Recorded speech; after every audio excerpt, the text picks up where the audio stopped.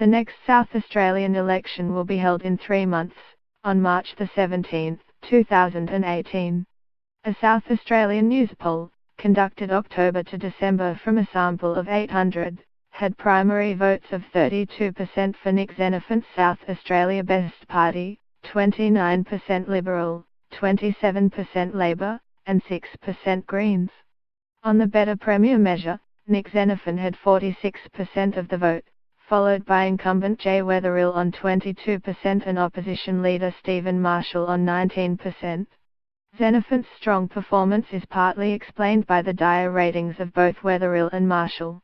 Weatherill had 53% dissatisfied, 34% satisfied, for a net approval of -19.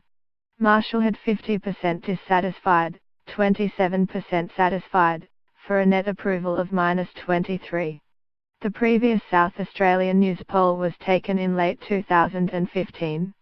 A Galaxy poll taken for the Australian Bankers Association in early October gave the Liberals 31% of the primary vote, South Australia Best 30%, and Labor 26%.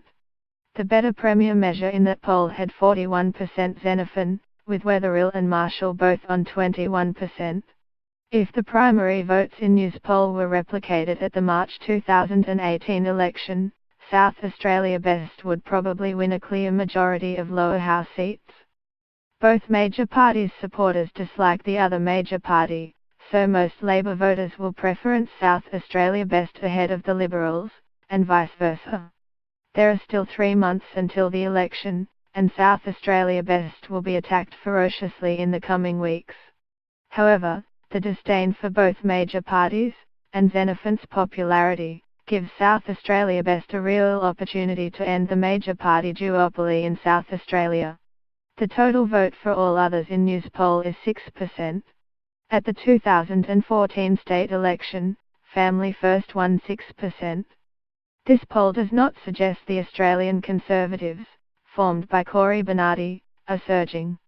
Turnbull loses his 25th successive news poll, 53-47.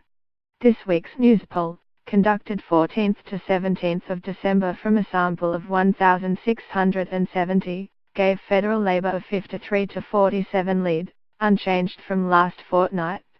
Primary votes were 37% Labor, steady, 36% Coalition, steady, 10% Greens, steady, and 7% One Nation, down 1. This is Malcolm Turnbull's 25th successive news poll loss.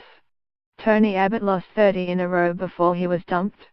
Turnbull's ratings were unchanged at 57% dissatisfied, 32% satisfied, for a net approval of -25. Bill Shorten's net approval fell 3 points to -24. Turnbull led by 41-34 as Better Prime Minister, 39-33 last street fortnight.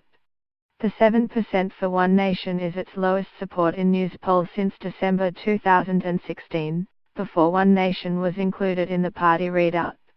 On the overall vote for left and right-wing parties, the left leads by 47-43 in this news poll, 47-44 last street fortnight.